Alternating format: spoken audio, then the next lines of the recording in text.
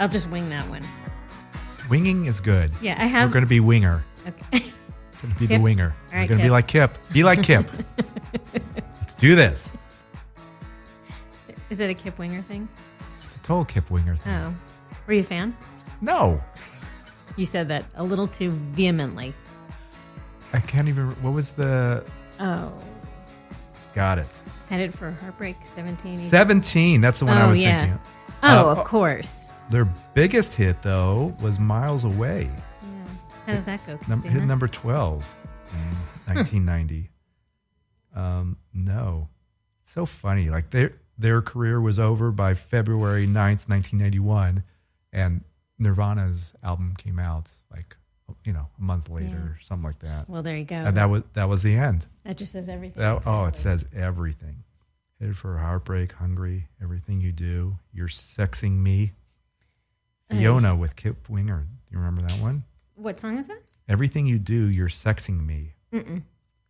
All right. I'm sure you do. Can't Get Enough. ENUFF. Like enough's enough. Oh, my God. Mm-hmm. I think that was the last we saw of Harry Chess as sexy things. But won't be the last of objectifying men. Correct. Maybe. I don't know. Only time will tell. Hey, Holly. Hi, Jay.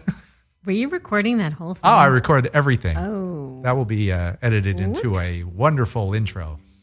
And part of that could be the intro to our 1980s hair band extravaganza. Oh, we'll have a lot more to talk about. Yes. Yeah, so it kind of leads into what we're talking about now, because we had done the quiz deck and we talked about the Rock Hall and who was in and who was out, and the Pretenders apparently are in, which I was not 100% sure of when we took that test. Because the Pretenders are already in, of course. Right. Yes. Right. You gave me this, and so we're like, we should do a Rock Hall show. Since the induction is coming up on March 29th. So, yes, so at this very special edition of What Difference Does It Make, we'll focus on the inductees for 2019. The class of 2019 Rock and Roll Hall of Fame. The whole class of 2019. The whole class. The whole hall class. All right, so do we want to list off who it is, or should we just start? You can throw the first one. We have 1, 2, 3. I think there's 5. There's a lot here. Oh, there's a lot of artists we're going to talk about. Well, I can only talk about a few of them. Oh, what? All right. I thought I got the whole list. How many do you have there? I have. Are you ready? Yes. Okay, The Cure. Duh. Okay. We have Def Leppard. Yeah. Okay. Janet Jackson. Yep. Okay. Stevie Nicks. Yep. Radiohead. Yep. Roxy Music. Yep. And the Zombies. Oh, okay. Yeah, I got the complete class. Okay, good. So you did study up. We're set. I'm ready. I'm Look at you panicking already. There's no panic here. I'm fully researched. I saw when I mentioned the Pretenders, you were panicked, thinking that they were just inducted. Like, I didn't study for that. You can still talk about them if you want. Of course. We can always talk about the Pretenders. Oh, by the way, my RE got very excited when I said we were doing a Rock and Roll Hall of Fame special because he thought we'd be talking about Rush. And I said, current 2019 inductees. Oh, yeah. Yeah. No, Rush is long gone. That's right. We could throw that out the window. when their solo work gets recognized, like Stevie Nicks. Right.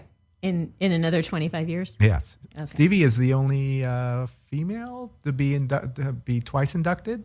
Oh, yeah. Is that true? I will assume that is true. If it's not true, I will take this out. But I think she is the only female to be inducted twice. Excellent. I think Neil Young is maybe 3 or 4 times, something like that. Solo, Buffalo Springfield, Crosby, Stills, and Nash and Young. Crazy Horse didn't get inducted, did they? I do not know, but I would find out that Okay. way. So yeah, I mean, but yeah, that's Stevie Nicks. Why don't we start with Stevie? As long as we're talking Stevie. Okay, fine. Yes, I realize this is going to be a lot to talk about in our meager 30-minute podcast. Yeah, we might divide this into alert the affiliates. We may be going long. Okay. Okay, so Stevie Nicks, you're a fan. Oh, totally. Yeah.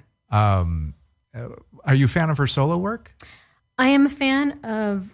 I am a fan of her solo work. I would say I probably put Fleetwood Mac above, but I love her voice. I love her presence. How about you? Are you a fan of her?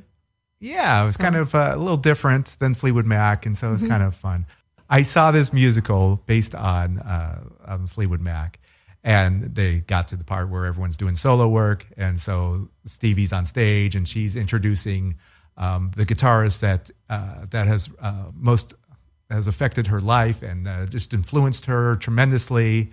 And you see Lindsey Buckingham walking up to the microphone, and she says, "Waddy Wachtel," and then Waddy Wachtel comes out and plays the 17 riff.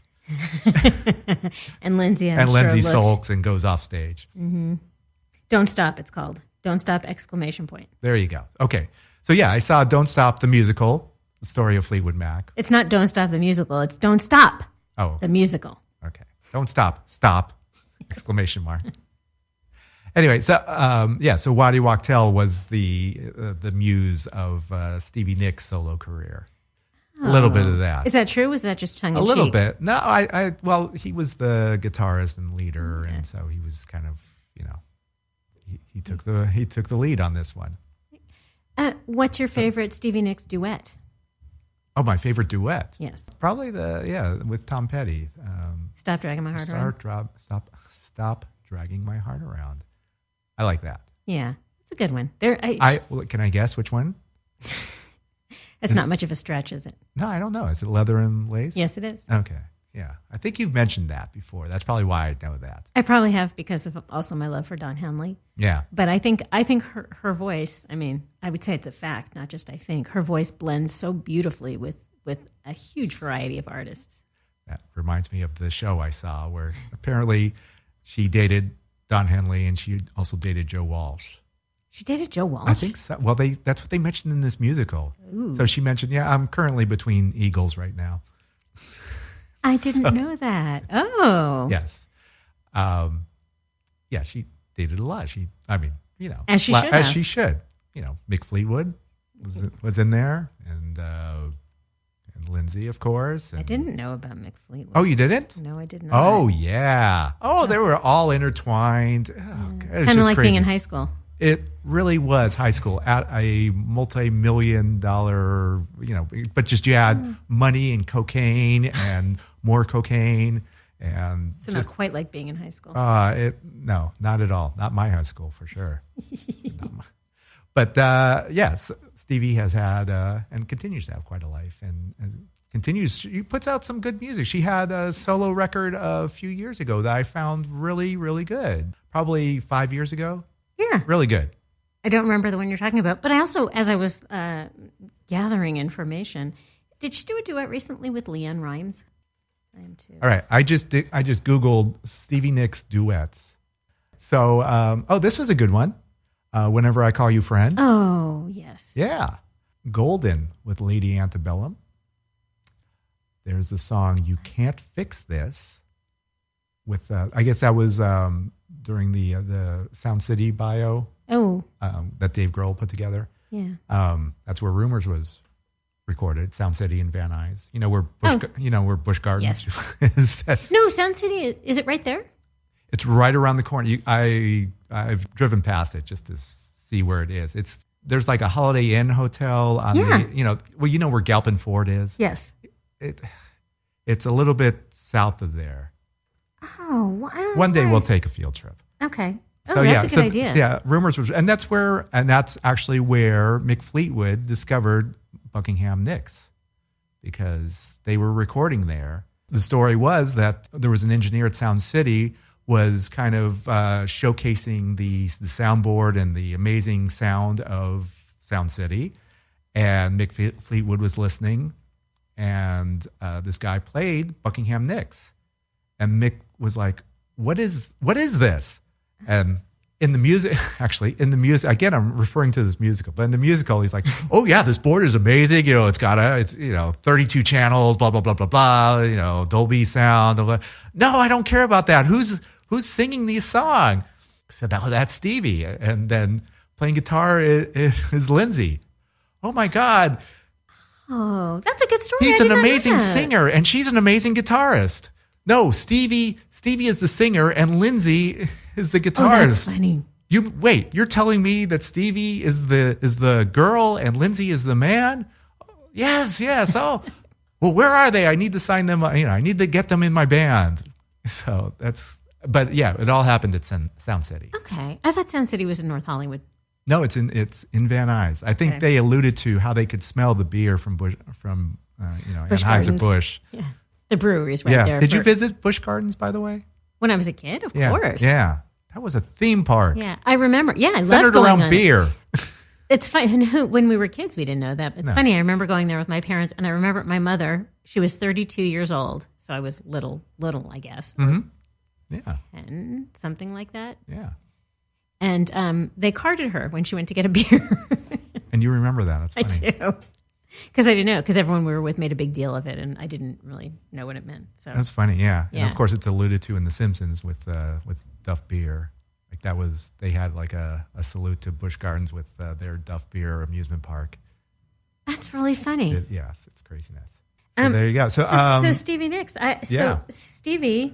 It wouldn't occur to me that the name Stevie would be a boy because I also have an aunt. Her name is Stevie, and her real name is Stephanie. And Stevie Nicks, which had never even occurred to me, her real name is Stephanie. Yeah. Yeah. It's a good name. Yeah, it's a good name. It's a keeper. I think it's worked out well for her. Nicks, it certainly has. So yeah, Stevie, congratulations, Stevie. Yay, congratulations, Stevie. Okay, so I'm also going to give you, because I love the fun facts. Yes. I'm going to give you quizzes within the. Although this is who's going to induct the artist into the Rock Hall. Who's going to give the speech? This is fun. I like who's going to do this. He's a contemporary artist. He used to be in a boy band. He's got a new solo record, much like Fleetwood Mac. He was in a band. Now he's in a solo. He's doing solo work. He's doing really good solo. He had a debut album that was really good. It came out 2 years ago, I think. Is it one of the One Direction boys? Yes. Is it? Yes. Are you pointing to your hair? The blonde one? No. Harry Styles? Yes, Harry Styles. Hey, that's really cool. I think so too. That should be fun. No, I had no idea. Yes. Wow. I have a list of everyone who's going to induct. Good information who's going to have. To do the Thank induction. You. Yeah. So you can, So I guess I can't ask you to guess. No, you cannot because I have this information and only you can answer. Okay, well, or maybe, you will be able to answer correct. I'll throw out hints, and eventually you will guess. Oh, this is very exciting! I really want to know who's going to induct. Okay, so I want to know who's going to induct all of these bands and artists. So right, I'm very excited. Who's next? All right. Well, should we save the best for last, or do you want to? I mean, well, isn't that a matter of all right. perspective? I'm going to throw. You have so many notes there. I'm looking. There's paper strewn all over the studio. They're up on the floor. They're down. They're in the walls. They're on the ceiling. Got everything taped together. Well, it's exciting because there are actually a good handful of bands that I love being inducted, bands that I like and love being inducted. So it's exciting for me. Okay, so go ahead. I'm going to let you take the lead on this. No, I want you to tell me who's next. I'm going to throw. Okay, so who should we go? Okay, so we did. Should we go? We're not going to go in alphabetical order. Why don't we go? All right, so let's. The oldest band actually is the Zombies. The Zombies.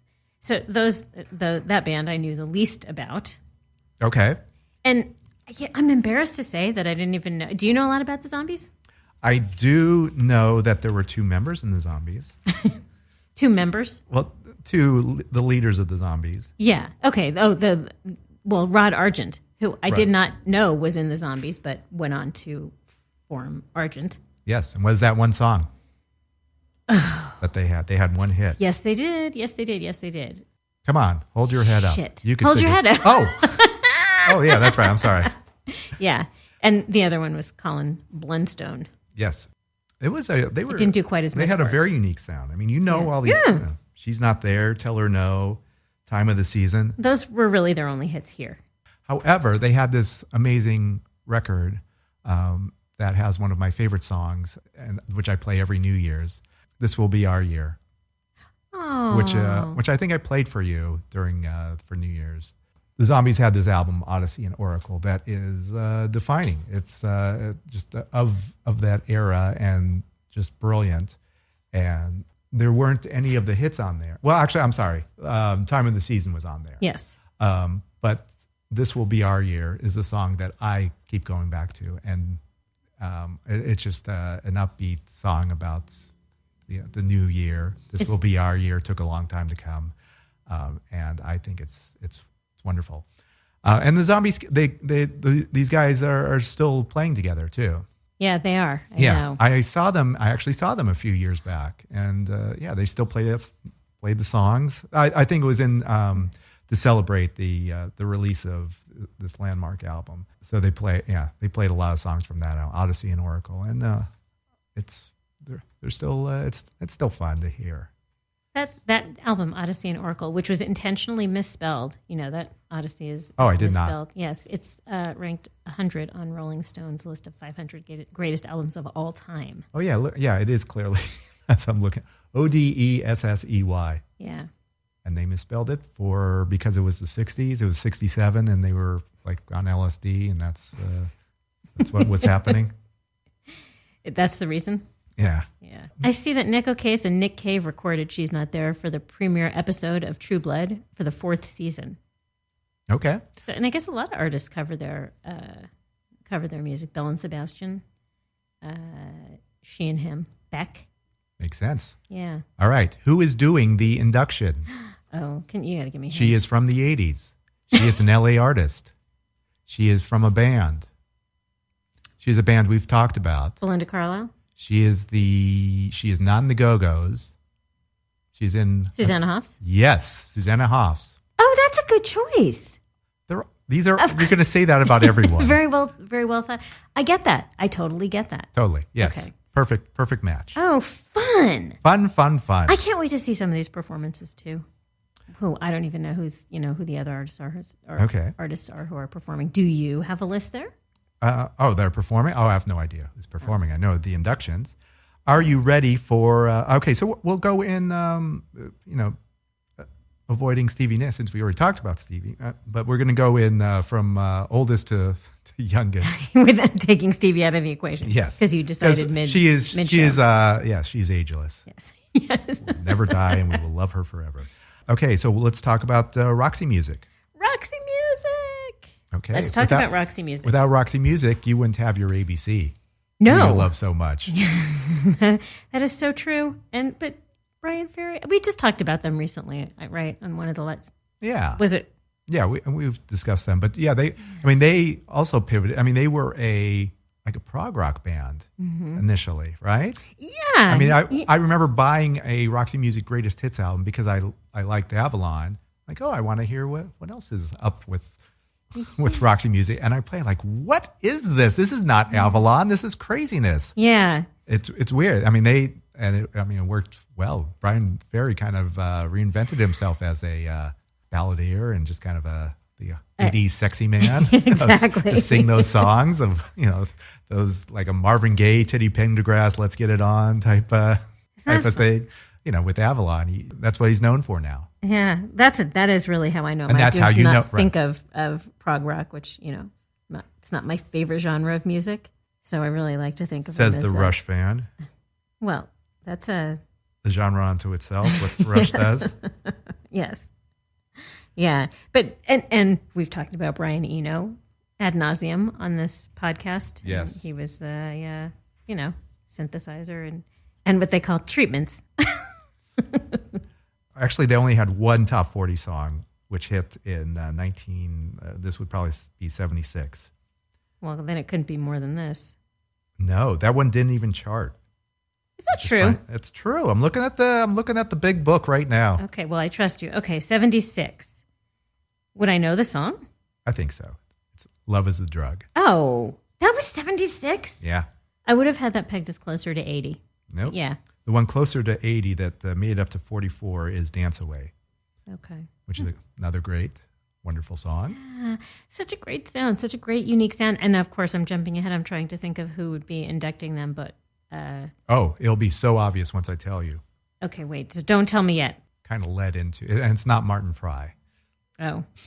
Anytime we talk about Martin Fry, I always just want to say F-R-Y. But that is... You don't like RY? What is RY? FRY. Oh, from How to Be a Millionaire. Do you remember the song How to Be a Millionaire? No. ABC. Oh, yes. Yeah. He says, when he's introducing himself, he says Martin Fry, FRY. So whenever I hear his name, I just want to spell it. That's funny. Yeah. Okay. There's two guys inducting, and they are of that 80s era. Like after Avalon segued into this band that framed your adolescence in the early 80s. Is it like a new romantic? Yes. Okay. And it's two guys. Same band? Same band. One band. Were they the band or? They no. There were 5 guys in this band. I don't have my head screwed on straight today. Okay. Think of Roxy Music and think of someone that might be influenced by what Brian Ferry was doing. Paul Weller? No. Come on. You said new romantic. What other new romantic bands do you know? Like huge bands. They were called the Fab Five in the 80s. They were so good they were named twice with the same name. Duran Duran? Correct. Oh, Duran. Guys, I guess I didn't think it would be that obvious. This is so fun. Okay. Oh my God. So it's Simon Le Bon and John Taylor. Okay. My brain really isn't working today because you're right. That's all right. Another good choice. Yes. Inspired choice. I agree. Yeah. So I hope I read a quote from Andy McKay, hoping that the band's induction is going to inspire them to get back to work on an album that they had, I guess, started or planned to start in 2007. So wouldn't that be cool?